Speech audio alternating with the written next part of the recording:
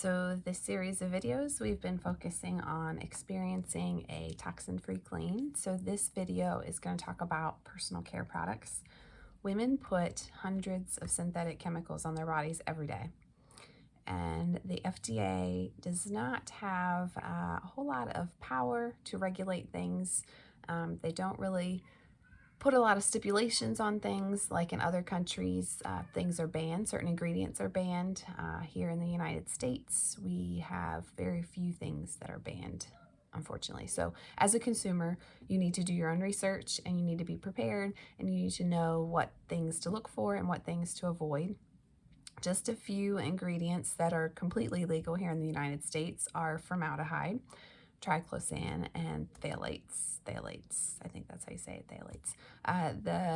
Those are just three of many ingredients that are still legal and are very harmful to our bodies, specifically our hormones and our endocrine system. So those are used in products and it is a-okay by our regulations. So if you are okay with that, I encourage you to do your own research and look up those ingredients and exactly what they are linked to. I'm going to share just a little bit in this video, but there's way more information and way more ingredients. I do have some information in my toxin-free living group, so if you'd like more information on that, you can drop a heart in the comments or you can contact me directly. One article that I read compared triclosan, which is in a lot of soaps, it's what makes it like foamy and bubbly. It compared that structure to the harmful byproduct of DDT. So when DDT first came out, it was not known that it was harmful. Now we know it's harmful, and here we are using an ingredient that's very similar to the harmful byproduct of DDT. So a little frustrating there that that's not prohibited, but it's not, so you just have to know. Lots of different hand soaps and things will have triclosan in them, so you have to watch out for that. Another huge ingredient to watch out for is perfume or fragrance. Sometimes they'll spell perfume weird and it's like parfum. That is a huge loophole for companies to have tons and tons of chemicals without listing them on the ingredients list. So that one word, perfume or fragrance or whatever it is basically their trade secret for all of the chemicals that they use for that scent. So it's basically protected for those companies. They can just put that one word in the ingredients and you have no idea what it is. And I guarantee you, if you have a scented product in your home, chances are it's going to have that word somewhere in the ingredient list. And that's very confusing for the consumer. It's very frustrating for the consumer because you don't know what exactly is in there and what is hiding behind that one word in the ingredient list. So that's very frustrating. When we started and I flipped over all the different ingredient lists on our personal care products, I want to say almost all of them had that ingredient. So that is not okay because I want to know what I'm putting in my body. I want to know what I'm putting on my body. So perfume, fragrance, that has to go. While I was doing some research, I came across some words that I may have heard of, but I didn't really know what they meant. So I looked them up. The first one is called bioaccumulation, and that is when chemicals build up in an organism. That's us, we're an organism, because they're absorbed at a higher rate than the body can excrete them. So you are taking in more than your body can get rid of. Like a traffic jam, there are too many cars trying to get in one spot, so it slows everything down and no one is getting where they want to go, right? It's the same in your body. If you can't get rid of the bad stuff, the toxins, it slows a lot of things down and kind of makes you sluggish. Your body is just really struggling to keep up with things. So bioaccumulation is not a good thing. And it's just this process over time, these small exposures to pesticides, when you're eating foods that aren't organic and the farmers are using pesticides or fertilizers, those can have bad effects on our body.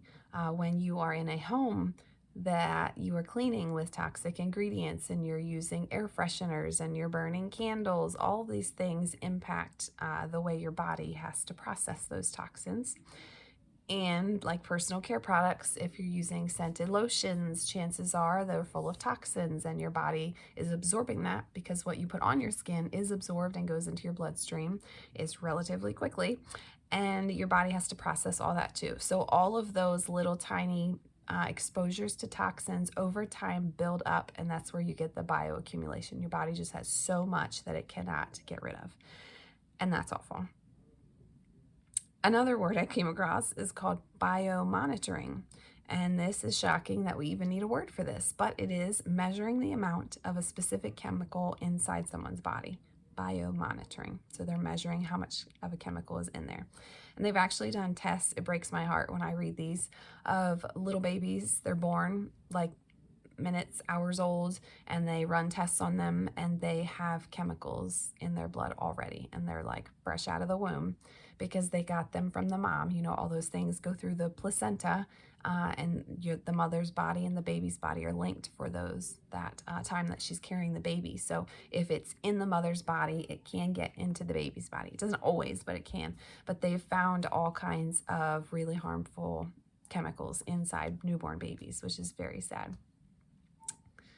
Many studies have also linked commonly used ingredients to fertility issues and cancer, and those two things seem to be like skyrocketing in our population, in our nation. It's very heartbreaking when people are having so many issues trying to have a baby and they can't, and there are so many underlying issues that are not addressed in the typical Western medicine world. If you come from that perspective, or if you go see a professional from that area, there are lots of parts and lots of things in the body that work together, and sometimes specific medicines only focus on the physical body, and they ignore the emotional part of your body and the mental part of your body and the spiritual part of your body. You have all four parts have to be in harmony, and there are lots of things that can go wrong when they're not in harmony.